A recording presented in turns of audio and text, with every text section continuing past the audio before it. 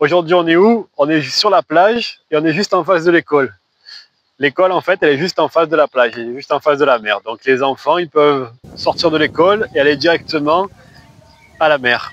Ou alors les pratiquants de Jiu-Jitsu, ils peuvent aller directement de la plage, prendre la douche et aller directement pratiquer le Jiu-Jitsu. C'est pareil pour la capoeira. Donc voilà, d'ailleurs on a défini les horaires. Par rapport à la dernière fois, il y a beaucoup de choses qui sont passées. Et notamment, on a défini les jours. On va s'entraîner 3 fois par semaine. Le mardi, le soir à 19h30, donc c'est la nuit. Le jeudi, la même chose à 19h30. Et le samedi à 15h30. Donc le samedi, on pourra vraiment profiter de la proximité entre la plage et l'école primaire, l'école publique, et donc l'espace qu'on a pour s'entraîner en Jiu-Jitsu. En plus, c'est une plage qui est super sympa. C'est à la fois une plage, il y a un petit port de pêcheurs, il y a pas mal de petits bateaux de pêche principalement. Il y a pas mal de petites paillotes aussi, des petites paillotes qui vendent des boissons, qui vendent des trucs à manger, des petits restaurants de plage en fait, où il y a des spécialités de la bahia. Il y a beaucoup de choses qui se sont passées en à peu près 15 jours. Le principal truc qui s'est passé, c'est un truc de fou, c'est qu'en fait on a une ceinture noire qui est tombée du ciel en quelque sorte, qui est notre professeur maintenant, qui s'appelle Olivier. Olivier, c'est le gérant de la salle de sport où on s'est rencontré avec Cléa en fait. Et comme on lui a dit qu'on avait tout en fait, on avait l'espace, on avait quelques pratiquants, on a du matériel pour commencer. Il s'est motivé et un jour il s'est pointé. On ne sait même pas comment est-ce qu'il a eu l'information du jour où on s'entraînait, mais toujours est-il qu'un jour on est allé s'entraîner et il était là. Il est même arrivé avant nous d'ailleurs, il était devant la porte et il nous attendait. Ses maîtres, il nous a dit qu'il s'appelle Andrézan et André Garapa. Et Olivier, donc en plus, c'est quelqu'un qui a gagné pas mal de compétitions, autant au Brésil qu'à l'international. Et son idée, du coup, ce serait de créer ici, que notre club, ce soit la filiale de Tetris dans la Bahia.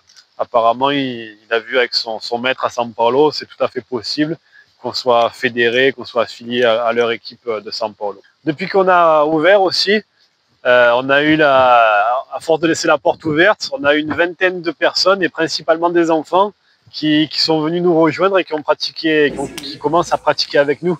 Donc c'est incroyable. Au début, on était content d'avoir 2 ou 3 personnes. Ah, t'as vu, ils sont venus, ça leur a plu, ils ont dit qu'ils allaient revenir et tout. Les deux, ils en ont ramené 2 ou 3 autres, qui en ont ramené 2 ou 3 autres.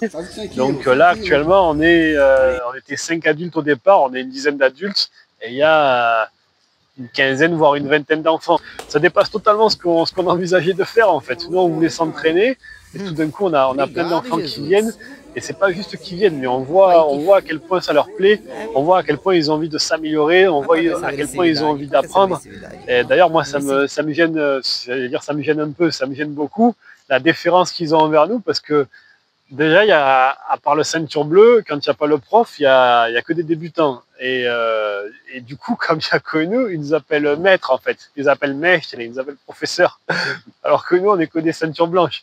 Mais bon, il faut bien qu'ils demandent à quelqu'un.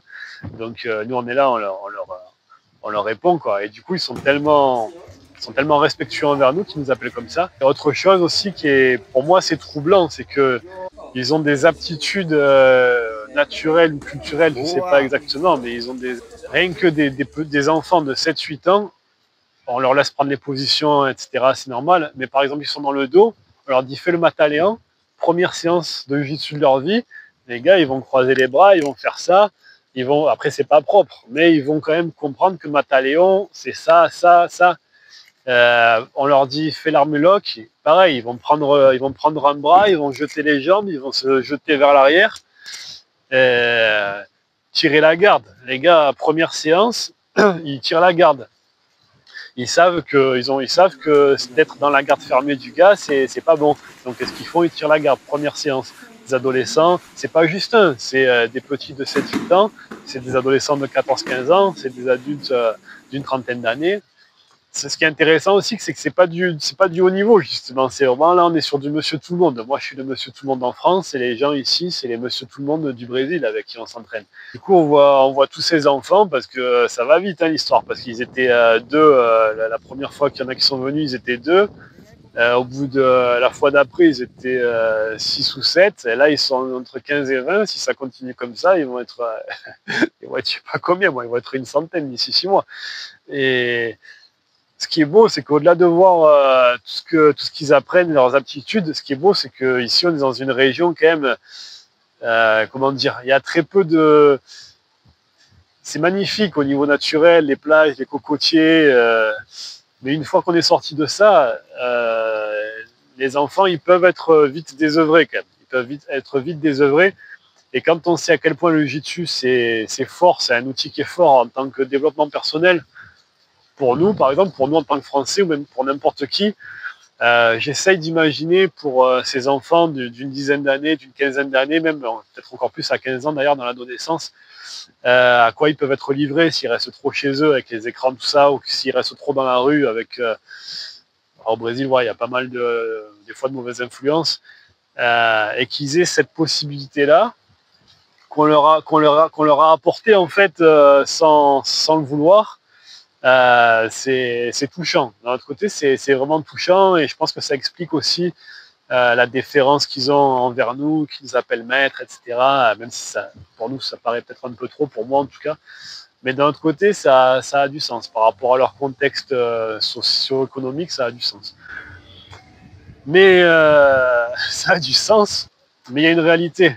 C'est que nous, on était 5, on a acheté 15 mètres carrés, chacun a acheté 3 mètres carrés. On s'est dit, voilà, on part là-dessus, et puis dans quelques mois, quand on aura refait un peu des sous, d'ailleurs, d'abord, on s'achètera des kimonos, parce que pour l'instant, personne n'a de kimono, parce que les mecs, ils ont investi 200 reais à 30 € pour acheter des tatamis. Ils n'avaient pas les moyens de réinvestir derrière sur un kimono. Donc, on attend le mois prochain, les payes, etc. pour s'acheter un kimono. Normalement, ça va arriver en mars. Et en tout cas, on s'est dit, ouais, on part sur 15 mètres carrés. Dans quelques mois, on en rachètera d'autres, parce que 15 mètres carrés pour 5, ça fait un peu juste. Et là, on se retrouve avec une dizaine d'adultes et surtout une quinzaine d'enfants, et c'est exponentiel. Donc, on peut pas avoir 10 mètres carrés par personne non plus pour s'entraîner. C'est pas possible, c'est pas viable. C'est bien pour leur donner le goût au truc, mais c'est bon, c'est pas possible de continuer comme ça.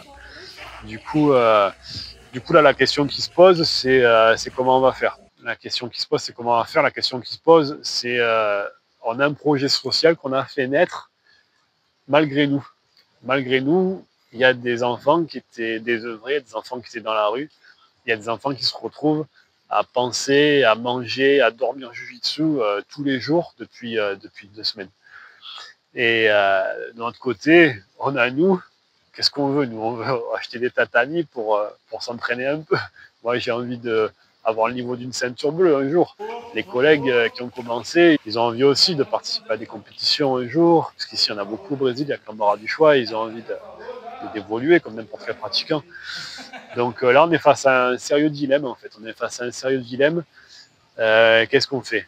On continue d'ouvrir la porte, de laisser la porte ouverte et d'offrir ces perspectives à ces enfants, à ces adolescents qui viennent de plus en plus émerveillés, de plus en plus nombreux?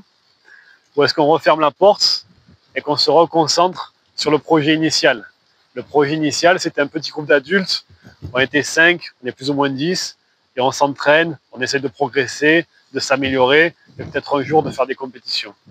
On ne s'est pas encore positionné définitivement, il y a forcément des arguments des deux côtés. D'ailleurs, si vous avez des idées, des solutions, on est preneurs. N'hésitez pas à m'en parler. En tout cas, c'est une question qu'on n'a pas encore tranchée. C'est une question qui, aujourd'hui, reste entière.